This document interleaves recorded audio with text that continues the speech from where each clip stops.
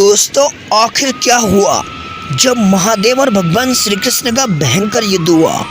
इस चैनल पर नए आए हो तो चैनल को अवश्य सब्सक्राइब करें। दानवीर दैत्यराज बलि के 100 प्रतापी पुत्र थे।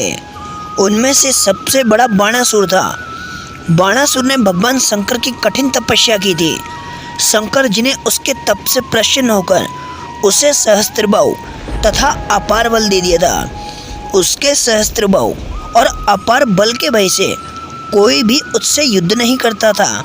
इसी कारण से बाणासुर अति अहंकारी हो गया था। बहुत काल व्यतीत हो जाने के पश्चात भी जब उससे किसी ने युद्ध नहीं किया तो वह एक दिन शंकर भगवान के पास आकर बोला, हे चराचर जगत के ईश्वर, मुझे युद्ध करने की प्रबल इच्छा हो रही है, किंतु कोई भी मुझसे युद्ध नहीं करता। अंततः कृपा करके आप ही मुझसे युद्ध करिए। उसकी अहंकार पूर्ण बात सुनकर भगवान शंकर को क्रोध आया, किंतु बाणासुर उनका परम भक्त था। इसीलिए अपने क्रोध का शमन कर उन्होंने कहा, रे मूर्ख, तुझसे युद्ध करके तेरे अहंकार को चूर चूर करने वाला उत्पन्न हो चुका है। जब तेरे महल की ध्वजा गिर जावे तब समझ लेना कि तेरा शत्रु आ चुका है। बाणासुर की उषा नाम की एक कन्या थी। एक बार उषा ने स्वप्न में श्री कृष्ण के पौत्र तथा प्रद्युम्न के पुत्र अनिरुद्ध को देखा और उस पर मोहित हो गई। उसने अपने स्वप्न की बात अपनी सखी चित्रलेखा को बताया। चित्रलेखा ने अपने योग बल से अनिरुद्ध का चित्र बनाया और उषा को दिखाया और पूछा, क्या तुमने इसी को स्वप्न में देखा था? इस पर उषा बोली, हाँ, यही मेरा चित्तचोर है। अब मैं इसके बिना नहीं रह सकती। चित्रलेखा ने द्वारिका जाकर सोते हुए अनिरुद्ध को पलंग सहित उषा के महल में पहुंचा दिया।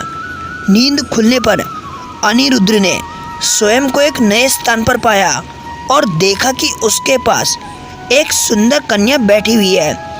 अनिरुद्ध के पूछने पर उषा ने बताया कि वह बाणासुर की पुत्री है और उसको पति रूप में पाना चाहती है।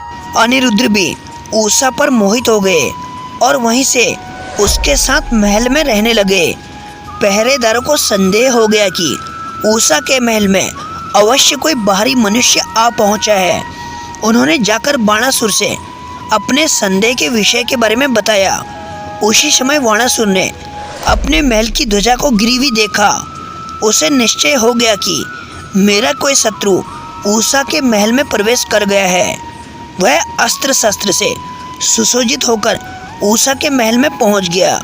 उसने देखा कि उसकी पुत्री उषा के समीप पीतांबर वस्त्र पहने हुए बड़े नेत्रों वाला एक सांवला सलोना पुरुष बैठा हुआ है। बाणासुर ने क्रोधित होकर अनिरुद्ध को युद्ध के लिए ललकारा। उसकी ललकार सुनकर अनिरुद्ध भी युद्ध के लिए प्रस्तुत हो गए और उन्होंने लोहे के एक भयंकर मुद्र को उठा लिया। उसी के द्वारा बाणासुर के समस्त अंगरक्षर को मार डाला। बाणासुर और अनिरुद्ध में घोर युद्ध होने लगा। जब बाणासुर ने देखा कि अनिरुद्ध किसी भी प्रकार से उसे काबू में नहीं आ रहा है तो उसने नागपाश से उन्हें बांधकर बंदी बना लिया।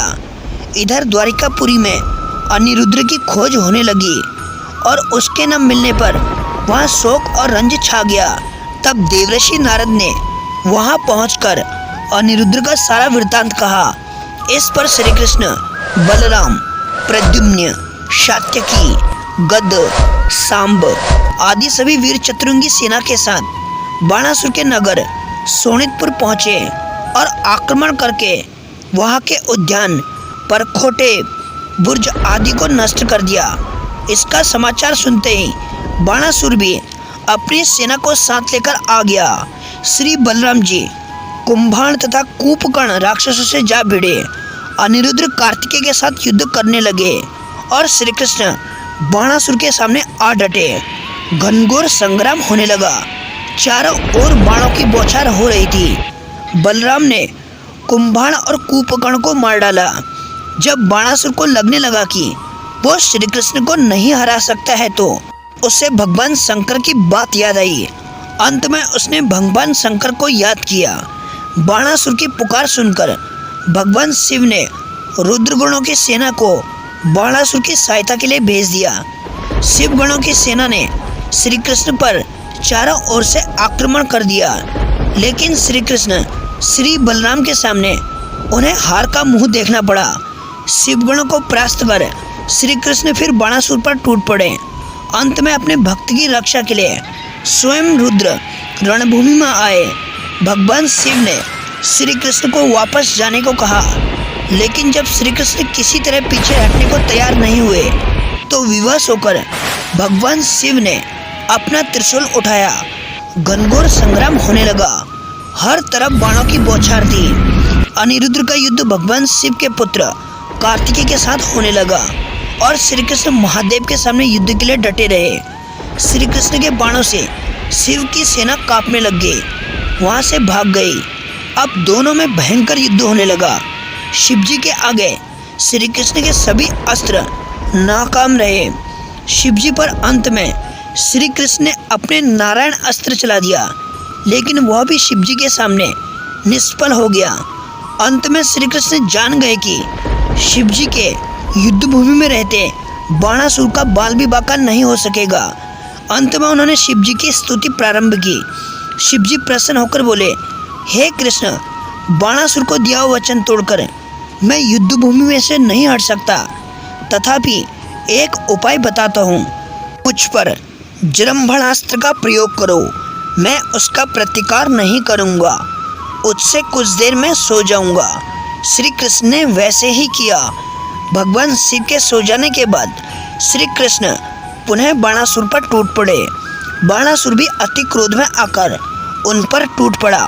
अंत में श्री कृष्ण ने अपना सुदर्शन चक्र निकाला और बाणासुर की भुजाएं काटना प्रारंभ कर दी। श्री कृष्ण ने बाणासुर की 4 भुजाएं छोड़कर सब भुजाएं काट डाली। तब भगवान शिव फिर से होश में आए। भगवान शिव ने बाणासुर से कहा, रे मूर्ख, यह कृष्ण विष्णु का अवतार है। इनके सामने तू अपनी उदंडता दिखाना छोड़ दे, वरना तुझे मेरे क्रोध का सामना करना पड़ेगा। भगवान शिव की बात मानकर श्री कृष्ण ने बाणासुर को मारने का विचार त्याग दिया। भगवान शंकर की बात सुनकर बाणासुर श्री कृष्ण के चरणों में जा गिरा और उनसे क्षमा मांगने लगा। श्री कृष्ण ने बाणासुर को समाधान दे दिया और अनिरुद्ध के साथ उषा का विवाह संपन्न किया। वीडियो कैसा लगा कमेंट में ज़रूर बताना और ऐसे ही और वीडियो देखने के लिए द देवभूमि टाइल्स को अवश्य सब्सक्राइब करना।